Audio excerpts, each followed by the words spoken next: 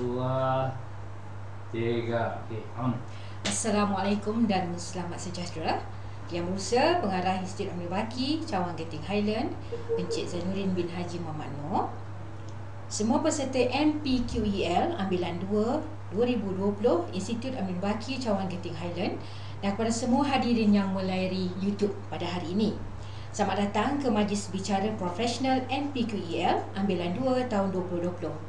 Kita bertuah pada hari ini kerana akan dapat bersama-sama menimba ilmu dan pengalaman daripada seorang pemimpin yang berpengalaman luas dalam bidang pengurusan dan kepimpinan pendidikan. Izinkan saya memperkenalkan tenaga pengajar kita pada hari ini. Encik Zainuddin bin Haji Muhammad Noor merupakan pengarah Institut Amir Baki, Cawang Genting Highland. Sebelum ini, beliau pernah berkhidmat di JPN Pahang, JPN Selangor dan di bahagian pendidikan teknik dan vocational. Beliau pernah terlibat dalam sesi konsultasi bersama PIBG dan alumni berkaitan dengan Vocational Malaysia dan juga pihak industri berkaitan Diploma Vocational Malaysia, dan sering memberi ceramah kepimpinan pendidikan di pelbagai majlis di peringkat negeri dan kebangsaan dari semasa ke semasa. Dalam kepimpinan di sekolah, beliau pernah memimpin pelbagai kategori sekolah, termasuklah di kawasan Felda, kampung tradisional, sekolah rancangan khas dan juga sekolah menengah teknik. Dan antara pencapaian yang pernah diperoleh oleh Encik Zainuddin adalah Anugerah Sekolah Harapan Negara di SMK Padang Piul dan Sekolah Menengah Teknik Tengku Ampuan Afzan, Anugerah Kecemerlangan Sukan Star MSSM Milo, Anugerah Kewangan Cemerlang Negara, Johan Anugerah Pengurusan Kurikulum Terbaik SM Teknik. Justru pada petang ini adalah sangat bersesuaian dengan topik yang akan beliau kongsikan, iaitu kepimpinan untuk perubahan. Dengan itu, segala hormatnya dijemput Encik Zainuddin mengendalikan slot seterusnya. Dipersilakan.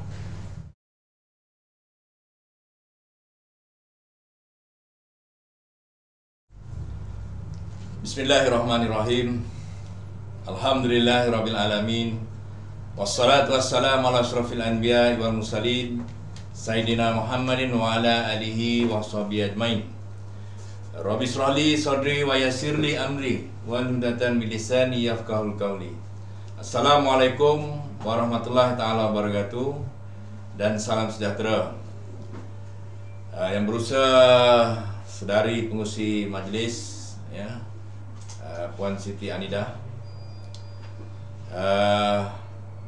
seterusnya peserta-peserta NPQEL Ambilan 2 Institut Aminuddin Baki, Cawangan Genting Highland, dan tuan-tuan dan puan-puan yang melayari YouTube pada petang ini.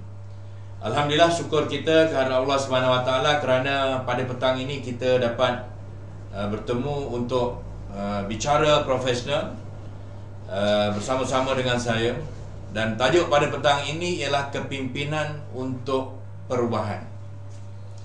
Jadi tuan-tuan dan puan-puan,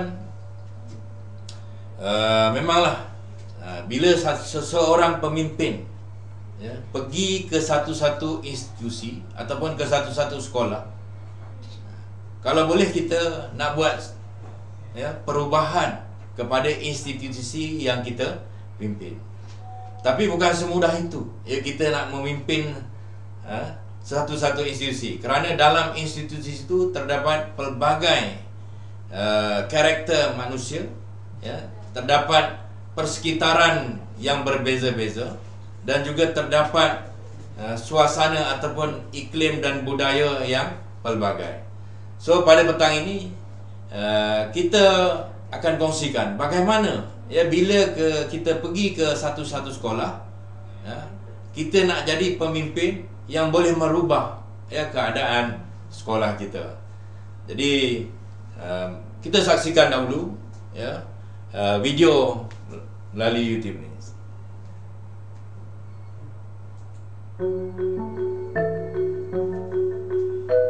Change management versus change leadership. What's the difference?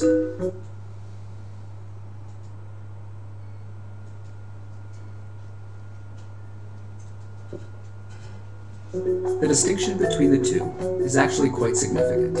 The world is increasingly using change management, which is a set of processes, tools, and mechanisms that are designed to make sure that when you do try to make some changes, stakeholders buy into the change, the process stays under control, and the project keeps on budget. Change leadership is fundamentally different. It's about articulating a vision of the future, mobilizing resources needed to make it possible, and putting an engine on the whole change process to make it go faster and smarter.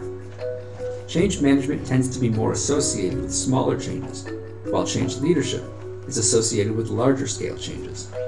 Almost everybody uses the term change management because that is in fact what they do today. Change management is done by change management groups inside corporations, assisted sometimes by specialized change management consultants. Change leadership is done by leaders who have a clear vision of a better future for the entire organization. They inspire stakeholders to believe in the change and empower them to fight for it. Change management is planned and deliberate. Change leadership is urgent and empowers speculative action driven by good but yet unproven ideas. The world uses change management today, but does very little change leadership. Competitive pressure, which require faster, bolder responses, is making change management by itself inadequate. Change leadership is the necessary solution to today's problems and opportunities created by a faster moving world. Okay, terima kasih tuan-tuan dan puan. Jadi berdasarkan kepada video tersebut, boleh tak saya minta kalau para peserta respon kepada video tersebut. So apa pandangan daripada peserta ya, berkaitan dengan video tersebut. Jadi tuan-tuan dan puan-puan boleh chatting pada YouTube itu ya, kerana saya nak dapatkan pandangan daripada tuan-tuan dan puan-puan. Boleh tanya Ustaz?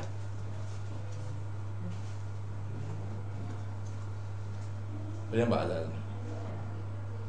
Saya tak nampak dia punya chatting. Jom masih nak. Ha? Ini chat. Ada soalan tadi nanti tuan apa ni? Okey.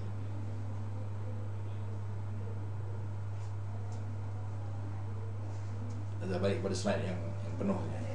Apa? Tuan tu kerana Okey, last sekali. Last. Sebelum. Yang hujung slide. Kita tengok balik pada hujung slide tadi. Tak ada tulisan.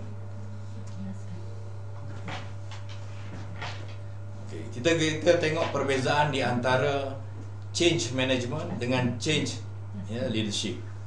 Jadi daripada situ kita tengok, okey. Untuk change management, dia memang di buy-in oleh stakeholders. Jadi kita tahu bahawa dalam proses itu biasanya kita akan mengikut arahan, ya. Dia under control. Dan biasanya kalau dalam change management ni, projek itu ya bergantung kepada bajet yang tertentu. Jadi kalau tak ada bajet, kita sukar untuk melaksanakan. Tapi kalau kepimpinan perubahan, dia akan sentiasa memikirkan pandangan yang jauh ke depan. Jadi bagaimana nak mobilize sumber yang ada, yang kita nak gunakan. Jadi walaupun kemungkinan peruntukan itu tidak mencukupi, tapi dia sentiasa berfikir bagaimana nak melaksanakan dari segi value for money, cara nak melaksanakan supaya program itu dapat dijalankan. Jadi sebab itu orang kata pemimpin perubahan ni dia sentiasa futuristic, sentiasa pandang jauh ke depan. Dan biasanya kalau untuk perubahan dari segi pengurusan, dia akan ada management group ya, yang berbincang untuk membuat perubahan. Tapi kalau pemimpin perubahan, dia lebih kepada datangnya daripada pemimpin itu sendiri, ya, visi pemimpin itu sendiri, dan bagaimana vision yang ada pada pemimpin itu dia nak turunkan kepada anak buah dia. Jadi tuan-tuan dan puan-puan, kita teruskan. Ada chatting. Ada. Okay. Ini pendapat tuan-tuan daripada video tadi. Jadi tuan-tuan dan puan dapat membezakan di antara pemimpin dan pengurus kepimpinan. Ada dua perkara yang berbeza. Ya, pemimpin perubahan dengan pengurus perubahan. Ya. Yang keduanya, perubahan kepimpinan lebih diperlukan daripada perubahan dari segi pengurusan. Kerana perubahan, pemimpin perubahan itulah yang akan mengubah dan mencorakkan institusi yang di bawahnya. Seterusnya, objektif pada hari ini, apa yang saya nak sampaikan, yang pertama ialah kita nak mengenal pasti sifat-sifat pemimpin yang berupaya membawa perubahan. Dan yang keduanya, kita nak mengenal pasti gaya kepimpinan. Gaya kepimpinan yang relevan untuk membawa perubahan organisasi. Jadi ada dua perkara yang sangat penting, dan saya harap tuan-tuan dan puan di akhir bicara kita, di akhir pengajaran saya hari ini lebih pada mengajar. Di akhir pengajaran ini, tuan-tuan dapat mengenal pasti sifat-sifat pemimpin yang boleh membawa perubahan, dan yang keduanya bagaimana kita nak mengenal pasti gaya kepimpinan yang sesuai ataupun relevan yang boleh membawa kepada perubahan organisasi.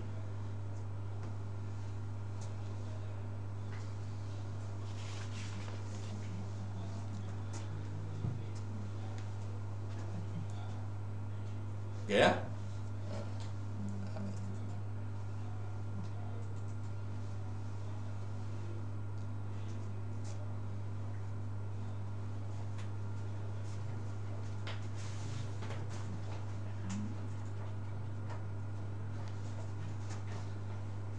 So itu dua objektif utama, mengenal pasti sifat-sifat kepimpinan yang berupaya membawa perubahan, dan yang kedua kita nak mengenal pasti gaya kepimpinan yang relevan untuk membawa kepada perubahan organisasi. Okey. So apakah itu kepimpinan perubahan? Jadi setakat sekarang ni lah, kebanyakan peserta kita dah jadi penolong kanan, ada yang jadi ketua bidang, ketua panitia. Berdasarkan pada pengalaman tuan-tuan dan puan-puan, apakah kepimpinan perubahan? Apa itu kepimpinan perubahan? Jadi tuan-tuan dan puan-puan boleh beri respon menggunakan poll everywhere, poll EV tu. Boleh nampak? Dia punya tu.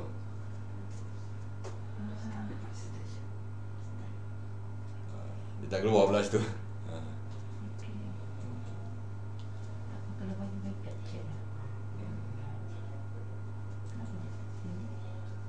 Dia punya alamat tak keluar, addressnya.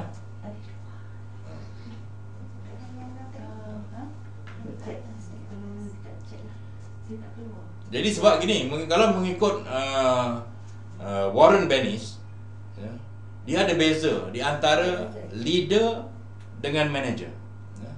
Leader do the right things, sementara manager do the thing right. Jadi sebab itu bila kita menjadi leader, menjadi pemimpin, kita mesti tahu apa yang kita lakukan, dan kita mesti tahu bahawa perkara yang kita lakukan itu akan membawa ataupun akan mencapai visi yang telah kita tetapkan. Tapi untuk manager, dia lebih kepada memastikan bahawa perkara yang dibuat itu dibuat dengan betul. Sebab itu leader mesti berpandangan jauh ke depan. Jadi kalau mengikut Hawke, change leadership is the art and then the science of influencing people to engage in change and then navigating a journey.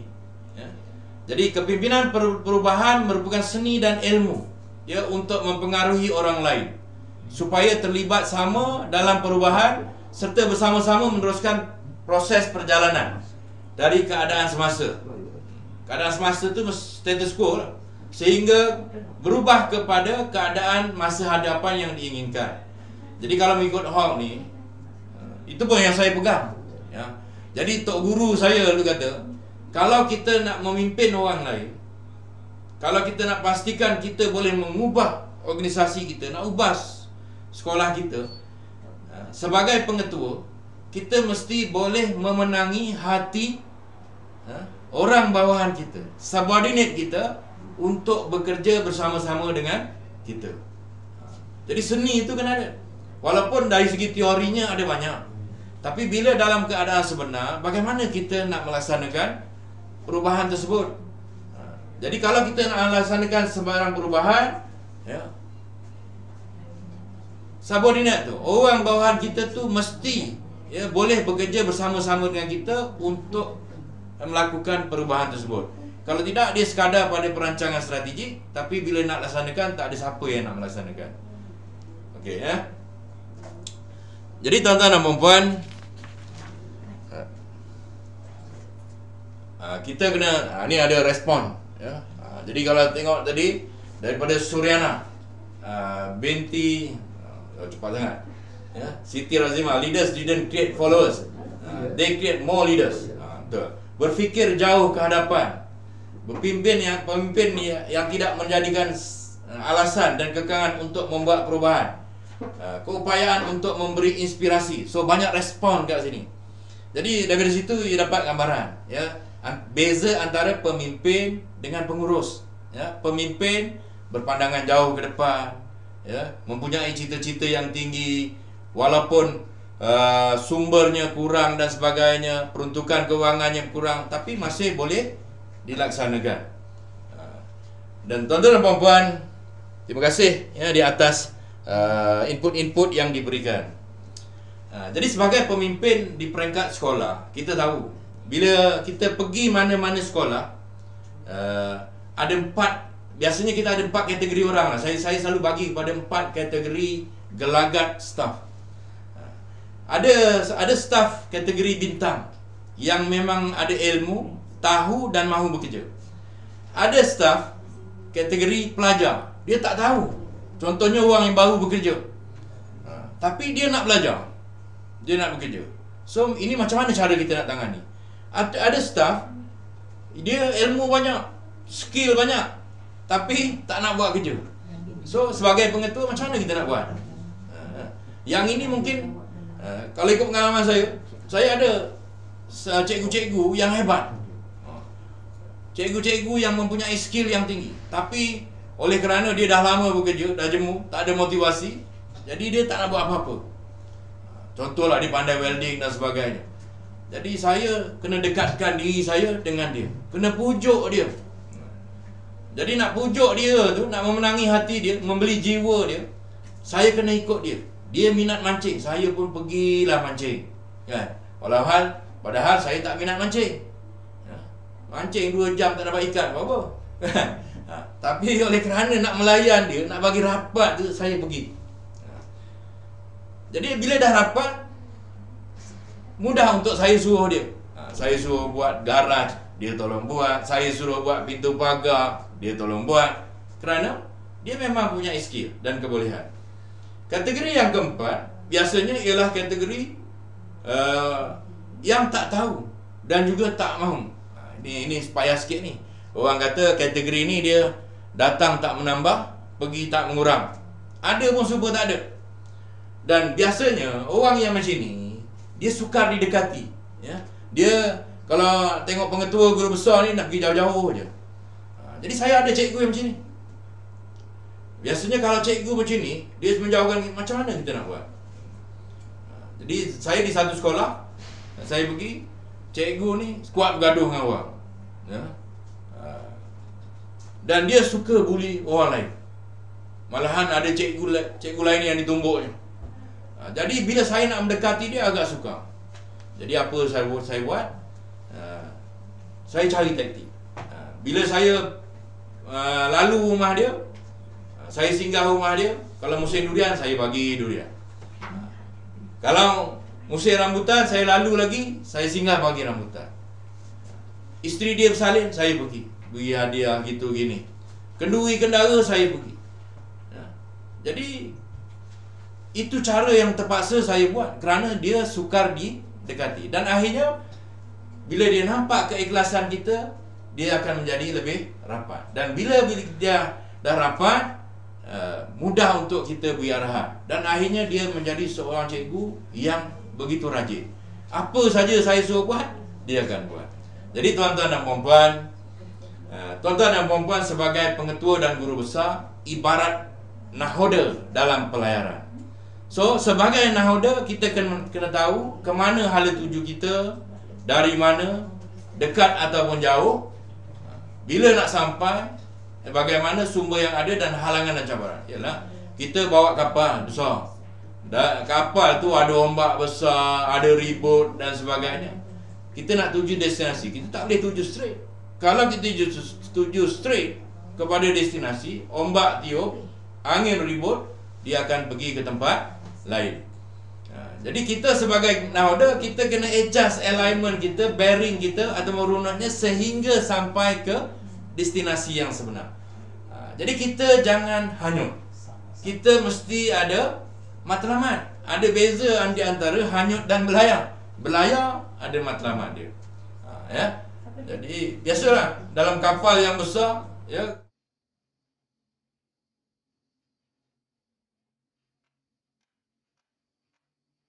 you mesti pastikan kapal itu akhirnya sampai ke destinasi.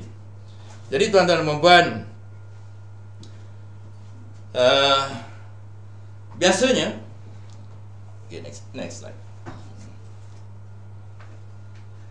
Sebagai apabila kita nak buat sebarang perubahan, mestilah ada cabarannya. But how do you lead to change the situation? Dia ada, biasanya ada penghalang. Dalam institusi kita mungkin ada 50 orang. Dalam 50 orang ni biasanya ada 10% 5 orang yang akan sukar untuk berubah. Kalau boleh dia nak kekalkan status quo. Ini dulu saya buat gini dulu. Saya dah buat macam-macam. Saya dulu makan garam. Awak baru mana tahu. Itu perkara biasa. They hire a cat to distract them from thoughts of change. Dia ada kadang-kadang ada halangan untuk mengalihkan pandangan kita supaya kita tidak berubah. Dia akan bagi benda-benda yang negatif. Jadi teman-teman, seterusnya kita pergi pada definisi, ya. Change leadership. Change leadership is the ability to influence and enthuse others through personal advocacy, vision and drive, and to access resources to build a solid platform for change. Kemudian mengikut American Management Association, dia kata leadership is often viewed as key to successful change. Saya nak sebutkan ni sebab kita yang selalu terpampang kat sekolah kita tu, kat dinding-dinding ada tulis kan. Fred Etchinger kata dia selalu jumpa sekolah yang hebat, sekolah yang cemerlang diterajui oleh pengetua atau guru besar yang cemerlang. Tapi dia biasa juga melihat sekolah yang cemerlang jatuh merudum, ya, kerana pengetua dan guru besarnya teruk. Lebih kurang macam itulah, ya.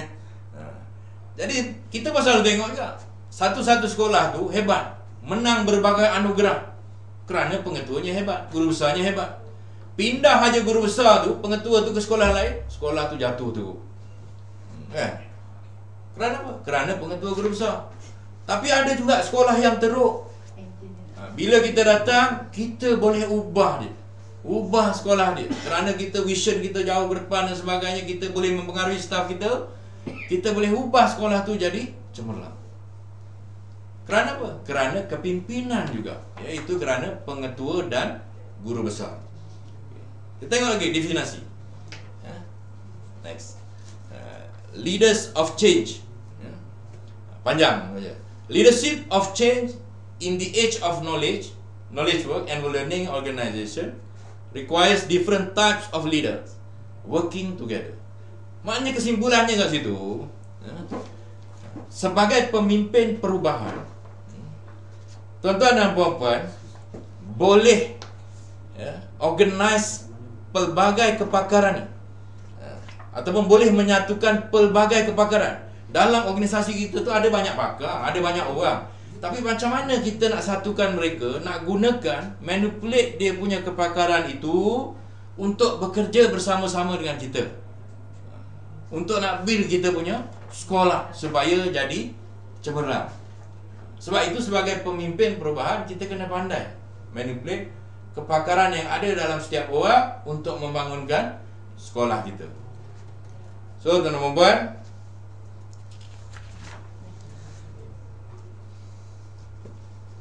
seterusnya,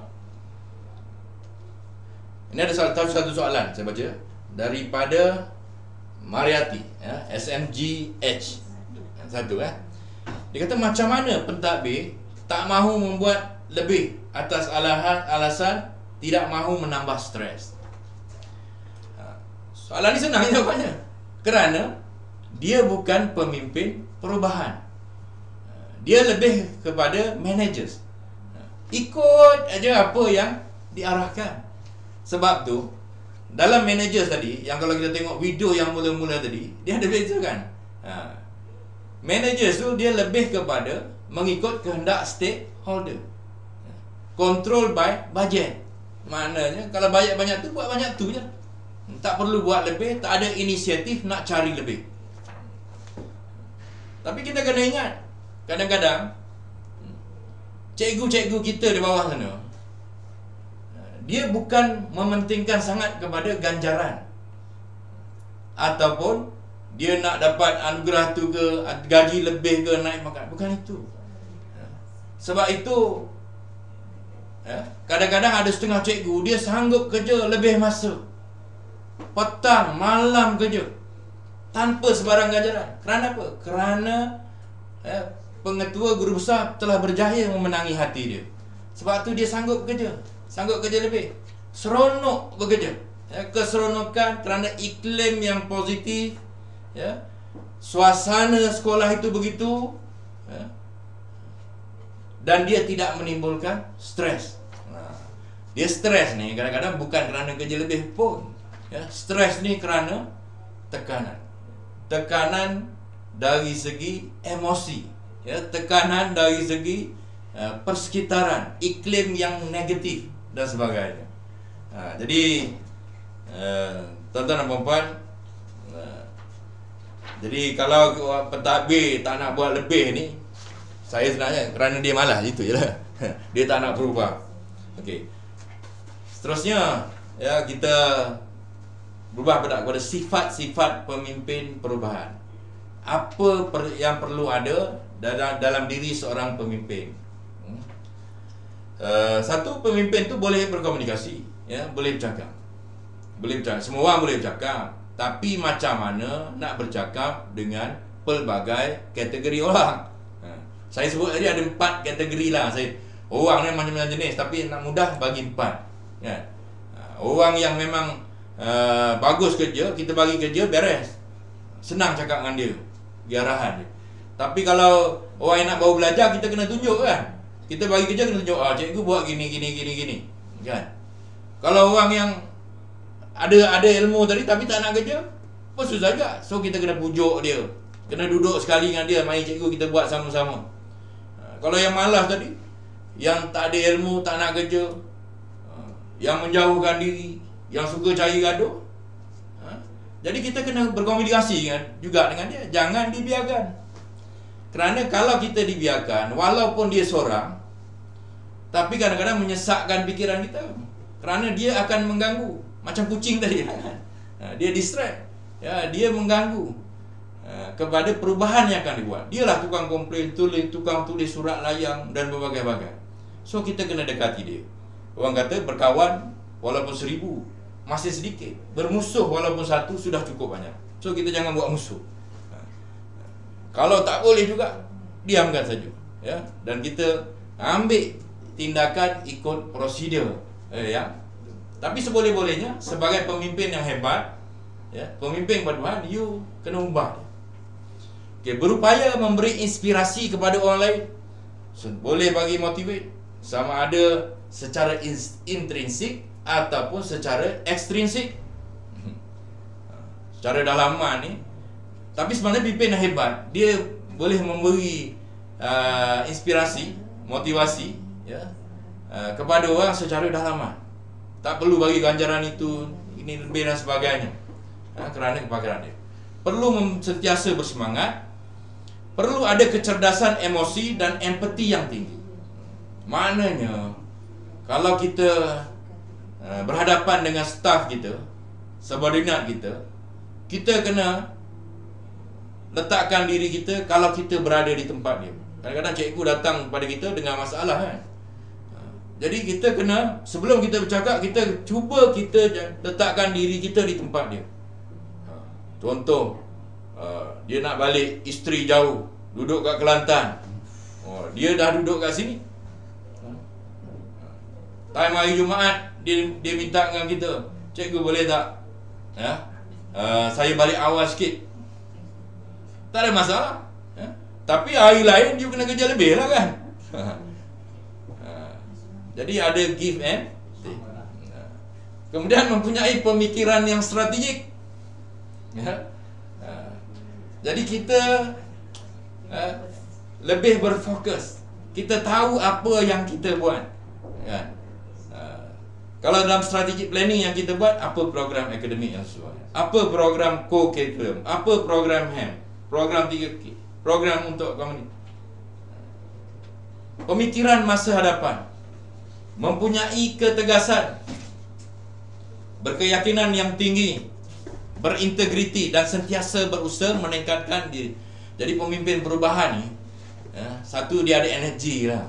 Kalau lembik dia cakap, jalan pun dengut, macam mana nak jadi pemimpin perubahan?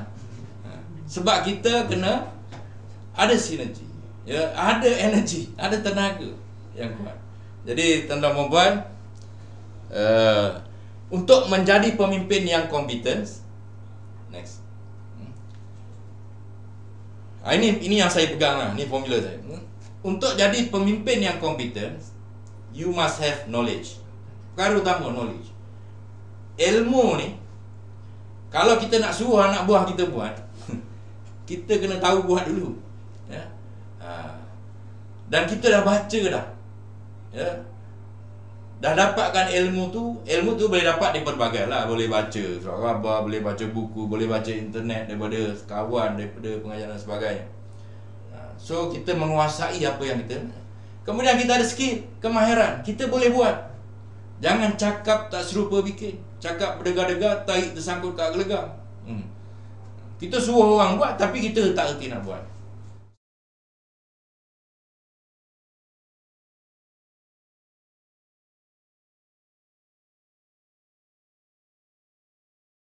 Orang tersebut.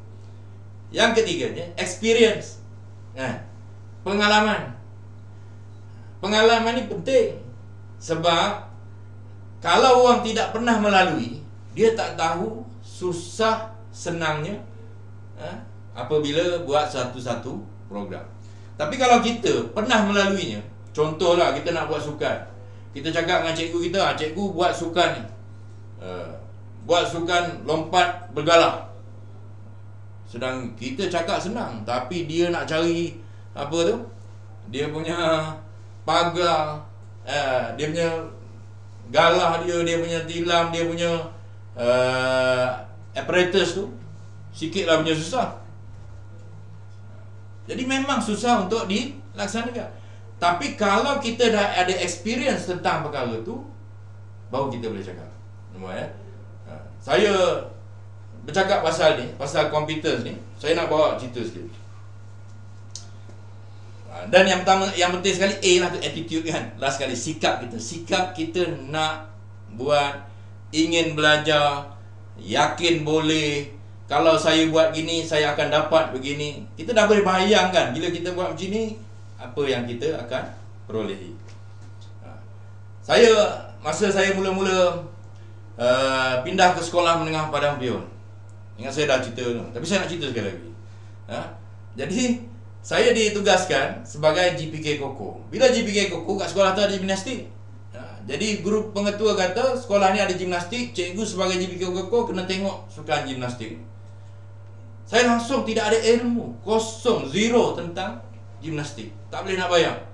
Tapi saya tengoklah pelajar berlatih. Adalah tilam. Orang Kelantan kat sini panggil lembek. 5 keping. Lepas tu ada vaulting horse. Peti lombol dibuat oleh cikgu kemahiran hidup. Lepas tu adalah cikgu sementara yang mengajar budak-budak ni. Kesian saya tengok. Tapi oleh kerana saya takut dengan pengetua, guru besar, pengetua masa tu, saya pun pergilah kursus jurulatih, juru hakim, semua kursus saya pergi. Sport management, sport science, fisioterapi, nutrition, semua saya pergi. Kalau gimnastik tu ada level-level dia, level 1 sampai level 9. Saya pergi. Sehingga saya tahu ilmu. Kemudian saya boleh mengajar. Saya ada experience, boleh melatih budak sehingga budak menang sampai peringkat kebangsaan, sehingga budak boleh wakil sukan C, dan saya boleh jadi pengurus pasukan Malaysia daripada zero. Saya know. Tapi kerana tadi saya belajar knowledge, skill, ada experience dan juga attitude yang positif. Tapi kalau kita terima tugas tu, mula-mula kata susah lah ni, saya tak boleh lah ni, memang tak boleh lah. Tapi oleh kerana kita ada kehendak, kita nak belajar, maka kita boleh jadi pakar. That's why orang yang jadi guru pakar, guru cemerlang pada hari ini pun dia bermula daripada tak tahu. Tapi oleh kerana dia minat, seterusnya hingga jadi hebat. Tuan-tuan dan puan, seterusnya satu lagi saya bagi contoh lah kan. Masa dia banyak. Saya tak habis cakap. Masa saya di Padang Pion, pasukan saya, tim saya selalu kalah. Bila pergi olahraga, sukan dan balapan, biasa dapat nombor 7, nombor 8 peringkat daerah. Dapat 3 pingat emas, 4 pingat emas. Jadi saya kata takkanlah budak kita seramai ini hanya 3-4 pingat emas saja yang boleh dapat. Jadi saya kata kita buat program Jaguh 99. Masa tahun 95 ya. Saya nak cikgu masa tu, saya dah jadi pengetua tahun 95. Masa saya penolong kanan, saya ada banyak idea, teman-teman. Tapi setengah idea saya tu tak boleh dilaksanakan kerana pada ketika itu ada pengetua. Jadi kalau pengetua setuju, okey, saya boleh laksanakan. Tapi kalau pengetua tak setuju, saya undur sikit ke belakang. Kerana saya bukan orang nombor 1. Tapi bila saya dah jadi orang nombor 1 kat sekolah, dah jadi raja kat sekolah, maknanya saya lah yang akan memimpin perubahan tersebut. Jadi saya boleh laksanakan idea yang ada dalam kepala saya. So saya suruh cikgu sukan tu pilih budak tingkatan 1 untuk setiap acara 2 orang. 2 orang pilih setiap acara. 100 meter, 200 meter, lompat 3. Saya nak dia berlatih seminggu paling kurang 3 kali. Alat semua kita bagi. Alat pegang untuk setahun, tak payah kedekut. Ini tiap hari nak pulang balik masuk store, tak payah. Bagi terus ke pelajar ni, tulis nama, rosak kita ganti. Janji kita tengok bangkai dia ada. Dia berlatih guna setahun. Setiap bulan kita ada scorecard. Januari, Februari sampai Disember. Kemudian ada rekod kat situ, MSSD, MSSP, MSSM hujung. Jadi budak ni tahu dah berapa masa dia nak capai, ketinggian yang dia nak capai. Kalau 100 meter tu berapa saat dia nak. Jadi dia belajar. So sebulan sekali cikgu test lah rekod dalam situ. Jadi pengetua boleh tengok, okey, Januari berapa, Februari berapa pencapaian dia. So kita boleh tengok. Tahun pertama tuan-tuan, saya buat gagal. Kerana apa? Kerana cikgu sesukan tu orang lama. Orang lama ni macam saya kata tadi lah, status quo kan. Dia memang susah nak berubah. Jadi kita ubah setiausaha sukan yang lain. Tukar setiausaha ni, dia jadi setiausaha buku teks pula. Kita ambil setiausaha sukan yang baru, ikut program yang kita suruh buat. Dan tahun kedua kita buat, ikut program tu, kita menang 29 pingat emas. Kita jadi johan terus daerah. Sekolah lain campur-campur pun tak boleh lawan pun. Ya. Kerana apa? Kerana kita berlatih setahun. Balik ni, lontar peluru setahun tak jauh. Kalau teknik dan taktiknya betul, mesti jauh. Saya punya garanti lah. Ya. Lepas itu, program Jago 99 ni sekolah tuan. Bila saya jadi pengarah Negeri Selangor, saya praktikkan ni. Saya buat program champion. Kerana Negeri Selangor, walaupun acara sukan-sukan lain dia johan, tapi olahraga dan balapan dan padang dia jarang jadi johan. Tak pernah pun. Selalu kalah dengan Johor atau Sarawak. Saya kata takkanlah murid 1.3 juta di Negeri Selangor ni dia tak boleh menang, tak boleh jadi johan kebangsaan. So buat macam program Jago. Kalau budak tu lompat tinggi, yang kita kenal pasti duduk di sabak berenang, yang sekarang ni ada ketuk-ketuk pintu tu, tapi orang tak ada. Dia berlatih kat sana je, tak payah bawa ke Salam. Berlatih kat sabak berenang, kat ulu berenang tu, yang sebagainya. Tapi cikgu dia kena pantau seminggu 3 kali, teknik dan taktik yang betul. Dan akhirnya tahun itu, masa saya jadi pengarah, memang kita johan, balapan dan padang. So maknanya, benda yang saya praktikkan di sekolah, bila saya bawa ke negeri, dia tetap sama. So puan-puan, sebagai pengetua dan guru besar yang kompeten, you mesti ada knowledge, skill, experience dan juga attitude.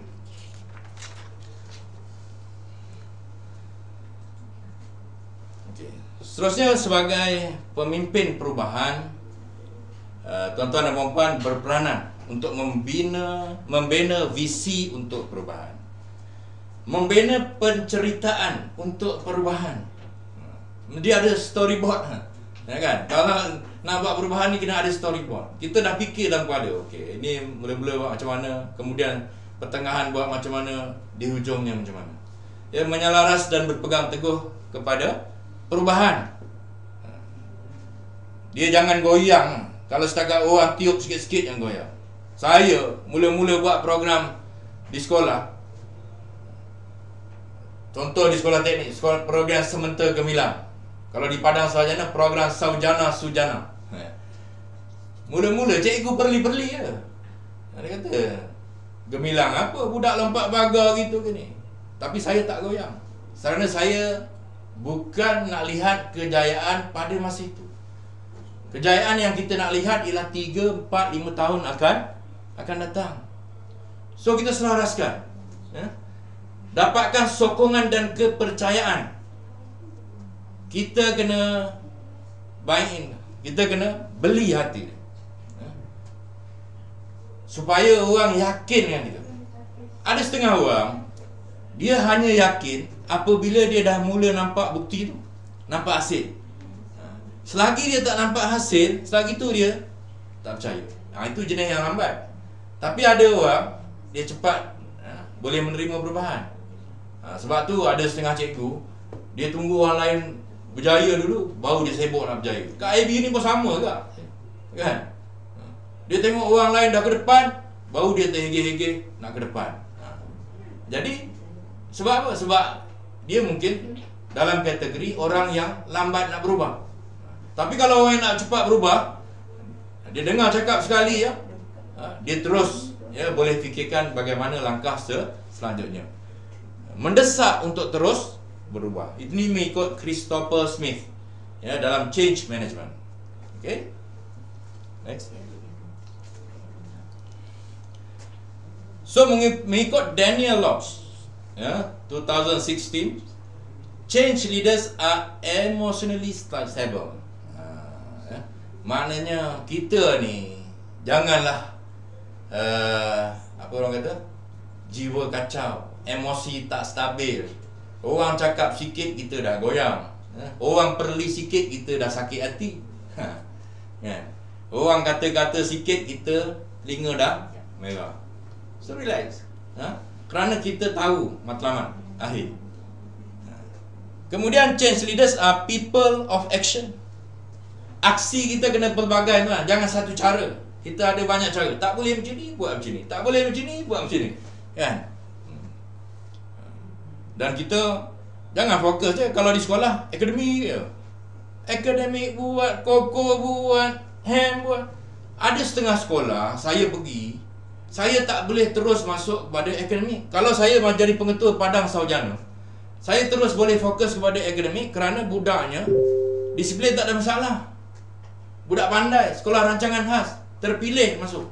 Tapi bila saya pergi ke sekolah teknik, budak ada 3 jenis. Budak teknik, budak vocational, budak kemahiran. Kepala bukan-bukan, lain-lain. So saya kena betulkan dulu disiplin dia, betulkan dulu budaya dia, baru saya boleh buat akademik. Dia balik pergi damak sama juga. Balik sekolah budak bertumbuk kat luar pagar. Jadi saya terus tak boleh nak ubah, tingkatkan akademik. Saya kena bentuk budaya dulu, bentuk disiplin, bagi sekolah ceria, bagi sekolah seronok, kondusif. Baru budak seronok datang ke sekolah dan akhirnya dia boleh meningkatkan prestasi akademik. Saya pernah dibeli oleh PPD. Tapi sekarang dia dah tak jadi, dia bencin dah, tak apalah saya cakap. Kerana saya buat camp Bukit Buloh di Damak, SMK Damak. Saya buat camp tu bukan apa, kerana keliling sekolah hutan. Jadi saya buat camp. Dengan camp itu budak jadi aktif, kawat kaki perkemahan, sehingga menang ke peringkat kebangsaan di Sabah. Saya ingat lagi, menang di Karambunai Sabah. Jadi bila budak dah aktif, aktiviti banyak, maka masalah disiplin dapat dikurangkan. Bila masalah disiplin dapat dikurangkan, barulah akademik boleh meningkat. Program akademik berjaya. Dan akhirnya bila dah berjaya, barulah PPD akui. Kalau tidak diperli saya, sekolah ni bukan sekolah skor dia tu. Tapi bila budak dah berdisiplin, sukan dah berjaya, akademik dah berjaya, baru dia nampak apa yang saya buat. Change leaders are confident. Confident lah, yakin. Betul tak betul, kena yakin. Tapi kalau kita was-was, orang tanya, kita tak boleh nak jawab sebagainya. Jadi orang tengok kita pun tak confident kan. Kalau saya hari ni ceramah dengan tuan-tuan dan puan, saya pakai serebeh je, tuan-tuan dan puan tak percaya. Taubat saya. Change leaders are open to ideas. Ini penting. Jadi kita terima idea pelbagai. Jadi kalau jadi pengetua guru besar, jangan ikut kepala sendiri je. Kita kena dengar cakap cikgu-cikgu ni. Kadang-kadang cikgu ni ada banyak jenis kan, 4 kategori tadi. Ada setengahnya yang kritis. Yang kritis, suka komen gitu gini. Tapi kadang-kadang orang yang kritis ini, dia beri idea yang tak pernah kita fikir tau. Saya selalu suka jumpa orang macam ni. Kerana idea tu lain pada yang lain. Yang lain tu sama je lebih kurang idea, tapi dia tu seorang lain sikit idea dia. Idea dia tu kadang-kadang bila kita fikirkan, rupa-rupanya boleh membawa kepada perubahan dalam organisasi. Contohlah cikgu saya, bila hutan tu dia kata, kenapa kita tak buat sini tapak perkemahan? Itu yang saya start buat camp Bukit Buloh tu, tapak perkemahan. Tapi saya kata buat betul-betul. Kita buat tapak perkemahan tu sehingga boleh disewakan dan sebagainya. Sehingga kita boleh buat package pun pada ketika itu. Dan kita menang anugerah 3K kerana ada camp, ada ladang sawit, ada kolam ikan, ada taman, berbagai-bagai. Okey. Kemudian change leaders are not risk averse. Maknanya kita ni kalau nak jadi pemimpin yang hebat, mesti kena sanggup tanggung risiko. Kegagalan ni perkara biasa, tapi kita jadikan kegagalan itu sebagai permulaan bagi satu kejayaan yang lebih besar. Tanyalah Jack Ma pun, dia pernah lingkup tapi akhirnya hari ini jadi billionaire. Tapi dia kena tanggung risiko lah. Orang yang gagal, yang berjaya pada hari ini pun satu masa dulu banyak yang gagal. Change leaders are able to prioritize, tahu mana keutamaan, yang mana perlu didulukan, yang mana kemudian. Okay. Change leaders are visionaries. Ini betul lah, ya. Selalu saya katakan, kita mesti berpandangan jauh, bukan fikir setakat satu muka surat ke depan daripada staf kita. Kalau kita jadi cikgu, ilmu kita satu muka surat lebih pada nak murid teruk lah, kan? Jadi kita ni kena 5, 10 langkah, 10 tahun ke depan daripada cikgu kita. Apa yang saya fikirkan di IAB CJS, saya bukan fikir untuk hari ni, saya fikir 5 tahun akan datang. Apa yang perlu jadi pada IAB CJS. Okay, next. Tuan-tuan, next. Sebagai pengurusan atasan, ya, sebagai bakal-bakal pengetua, guru besar, kalau jadi cikgu biasa, dia kena duduk pengurusan bawahan tu. Banyak kemahiran teknikal, macam saya tu kan, buat gimnastik itu, gini dan sebagainya. Tapi bila dah sampai peringkat atas, kita jadi orang yang berfikir. Kita ada kemahiran kemanusiaan yang tinggi. Macam mana nak menangani orang ni, macam mana ni, emosi stabil, jiwa tak kacau, hati tenang, muka pun tenang. Okay.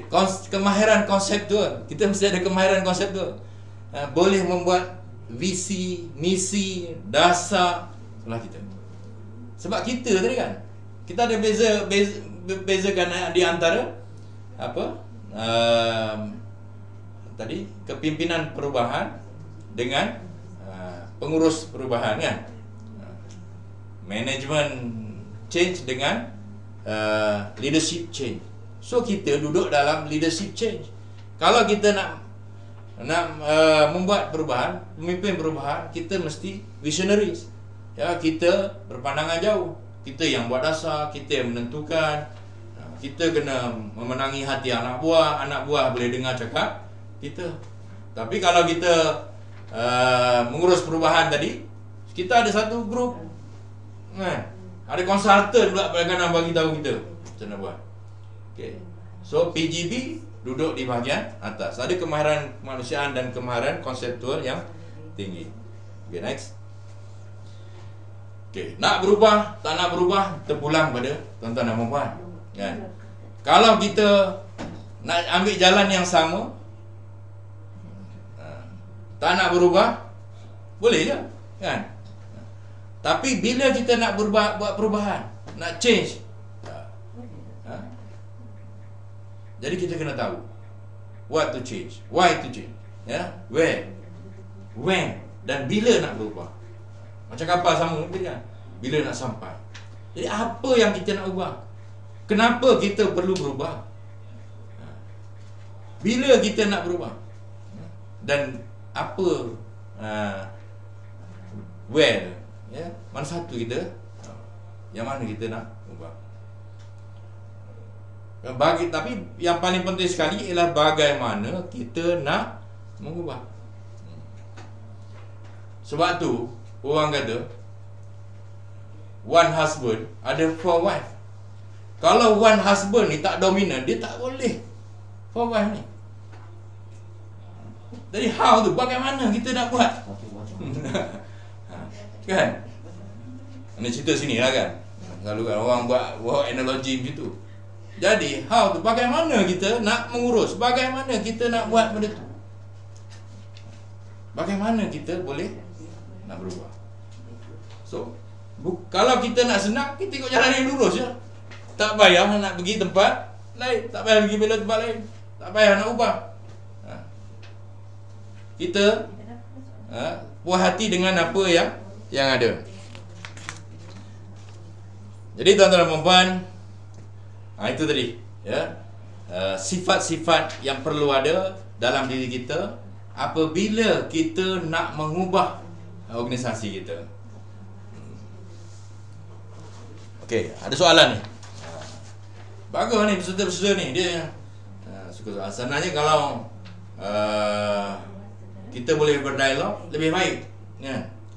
Apakah gaya kepimpinan yang paling sesuai sebagai pemimpin baru? Kemudian yang kedua, bagaimana hendak berhubung dengan guru-guru agar mereka kekal menghormati pemimpin? Okey. Gaya kepimpinan pun ada dinyatakan di sini tadi kan. Saya ada sebutkan tentang sifat-sifat kepimpinan.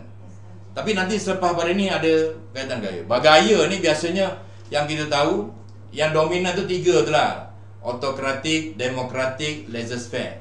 Tapi untuk menjadi pemimpin perubahan, ada gaya-gaya yang lain yang kita akan yang kita boleh ikut. Jadi ada model-model daripada scholars sebelum ni. Jadi selepas slide ni nanti akan ada. Kemudian bagaimana hendak berhubung dengan guru-guru agar mereka kekal menghormati pemimpin. Okey ya. Jadi kalau kita nak dihormati, kita mesti hormat orang. Biasanya gini, senang je. Cikgu ni dia nak hormat pengetua.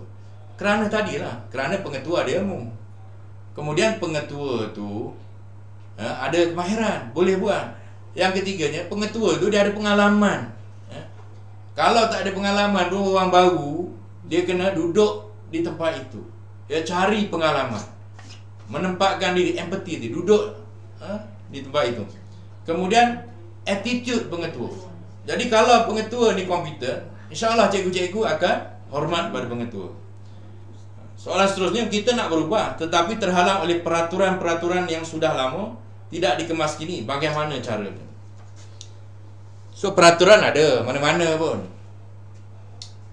Dan kita kena ingat peraturan ini tidak boleh dilanggar. Tapi kadang-kadang peraturan ini tidaklah terlalu rigid. Contoh yang terbaik lah kan, saya nak buat sukan tadi. Saya nak buat sukan, tapi saya tak ada duit. Sekolah tak ada duit.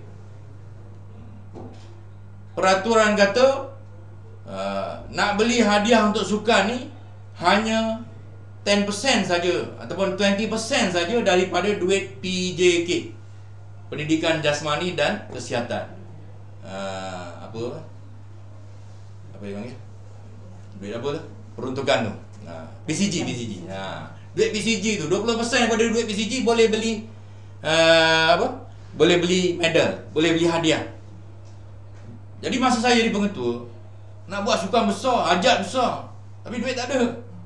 So, saya buat macam mana? Saya, sebab that's why penting tu. Saya senaraikan acara tu 100 meter, 200 meter. Acara 100 meter, pingat emas, perak, gangsa. Pingat emas RM2.30, perak RM2.30, gangsa RM2.30. Jumlah RM9.60. Satu acara RM9.60. Acara senarai. Saya bagi tahu pelajar, piala RM12 ke RM15.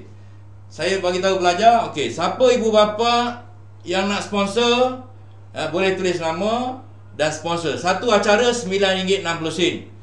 Siapa yang sponsor, kita masukkan nama ibu bapa dalam senarai buku program. Dan minta hari sukan, ibu bapa datang untuk menyampaikan hadiah. Nampak? Berebut. Dia buat balik berebut orang sponsor. Jadi tak kena keluar duit. Jadi peraturan kita tak langgar. Peraturan kita tak langgar. Sebab kita tidak mengambil duit PCG tadi untuk nak membeli hadiah-hadiah sukan dan sebagainya. Tapi kita dapat sumbangan daripada ibu bapa. Itu satu contoh lah. Ada banyak contoh lagi yang boleh. So kreativiti dan inovasi, kepimpinan tu pun sangat penting. Okay, next. Keperluan perubahan. Beritahu kalau masa takut belajar. Ada setengah jam. Okey. Pas kan? Sejam lah. Okey, keperluan perubahan. Faktor yang membantu untuk mengenal pasti keperluan bagi sebarang perubahan. prestasi yang kurang memuaskan. Kenapa kita nak berubah? Tadi kan? Why? Ya, kenapa kita nak berubah? Sebab prestasi kurang memuaskan. Tapi kalau pemimpin tu bukan dari kalangan pemimpin perubahan, dia akan sentiasa berpuas hati lah.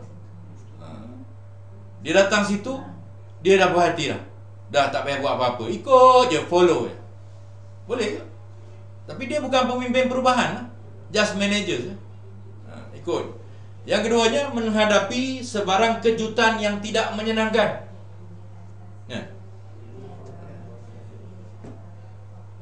Banyak kadang-kadang perkara-perkara yang negatif berlaku.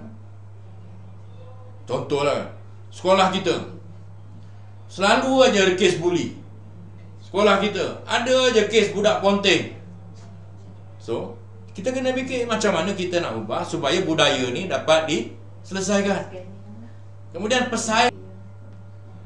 Kita tengok sekolah lain lagi hebat daripada kita. Sekolah kita asyik corot je. Ini juga mendorong kepada perubahan. Terdapat ketidakcekapan. Ada je audit bersyarat lah, audit itulah. Bila Nazir datang banyak teguran. So kita perlu berubah. Ataupun kita perlu berubah kerana ada peluang-peluang baru. COVID-19 ni kan, tiba-tiba ada COVID-19, pandemik COVID-19. Takkan kita nak duduk diam saja. Sekarang ni orang macam keliru tau. Bila COVID-19 ni, orang keliru. Keliru apa? Kita sibuk pasal teknologi kan. Itulah inilah nak menyampaikan. Sedangkan pengajaran tak berjalan pun. Sepatutnya kita tetap jalankan program, tetap jalankan PDP. Cuma kaedah je, cara je berubah. Kalau dulu face to face. Sekarang ni oleh kerana tak boleh berdepan, kita face to face juga. Tapi saya face to face dengan tuan-tuan dan puan-puan dalam monitor. Saya boleh tengok tuan-tuan dan puan-puan ni. Tuan-tuan dan puan-puan boleh tengok saya. Lagi hebat. Saya seorang, 100 orang boleh tengok. So, ini boleh dilakukan dengan anak murid kita di sekolah. Mungkin ada cara yang lebih baik. Kita juga berubah kerana revolusi berubah. Teknologi baru yang canggih. Dulu, sekarang ni dah sampai IR 4.0. Industrial Revolution 4.0. Kan? Dulu revolusi 3.0. Lebih kepada teknologi, machinery dan sebagainya. Tapi sekarang ni IR 4.0 ni barang kita dah ada. Fizikal tu kita dah ada. Macam mana fizikal tu kita nak cyber kan? Nak control by internet, nak control by komputer. Macam saya lah kat sekolah kan. Sekolah dulu masa saya sekolah di college vocational, mesin dah ada, mesin lama pun, ya. Jadi nak sesuaikan dengan IR 4.0 macam mana? So daripada mesin yang lama tu kita tambah panel supaya kita boleh kontrol secara berkomputer, secara teknologi. Kita boleh kontrol menggunakan internet. Daripada jauh pun kita boleh kontrol. Sekarang ni kita boleh buka pintu rumah daripada jauh. Kita boleh buka lampu daripada jauh. Siapa yang datang rumah kita, kita boleh tengok daripada jauh. Bersarah saya ni, duduk jauh, dia boleh tengok bini dia tengah buat apa sekarang, masak ke apa kat rumah. Contoh kan. Sebab teknologi baru. So that's why pemimpin pun perlu boleh berubah, perlu melakukan perubahan. Okay, next. So apabila kita nak berubah dalam organisasi, nombor puan, ini yang ada di persekitaran kita.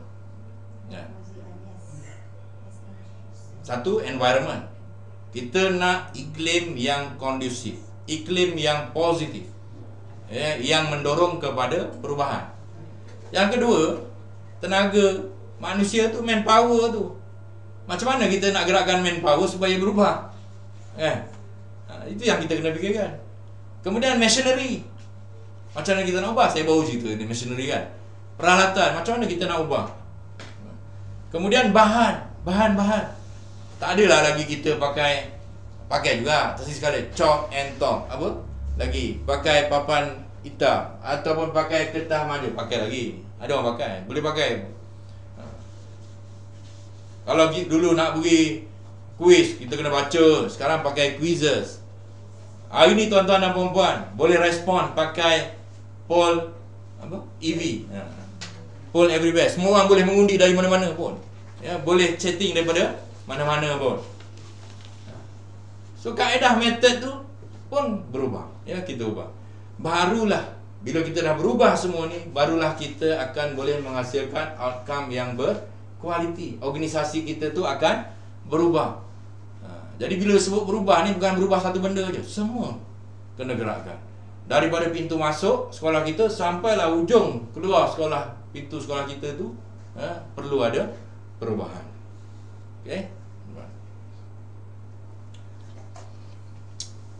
Okey, soalan gemar soalan. Perlukah seorang pengetua buat scanning budaya sekolah pada tahun pertama? Kemudian barulah perubahan dibuat pada tahun kedua. Apa pendapat tuan? Okay.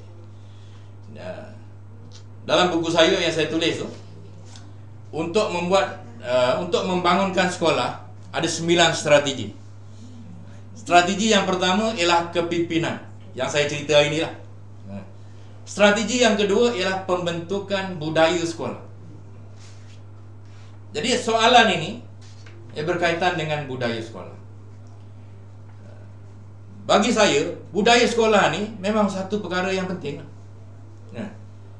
Sebab kalau sekolah tu tidak ada budaya belajar, budaya kerja, budaya belajar, ataupun budaya disiplin, ataupun persekitaran sekolah yang tidak kondusif, maka sekolah itu tidak akan pergi ke mana.